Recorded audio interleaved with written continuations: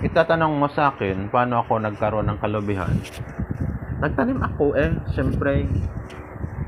Tinanim ko by hands, kami ng tatay ko. Sinorbay namin yung sinaunang stone na mga dodectic. Memorize ko yun. Nagtanom kami ng mga niyog, nagtanom kami ng mga prutas, nagtanim kami ng nagtanim ako ng kape. Kaya mukhang bouquet mukhang yang say putang shit ka, pre.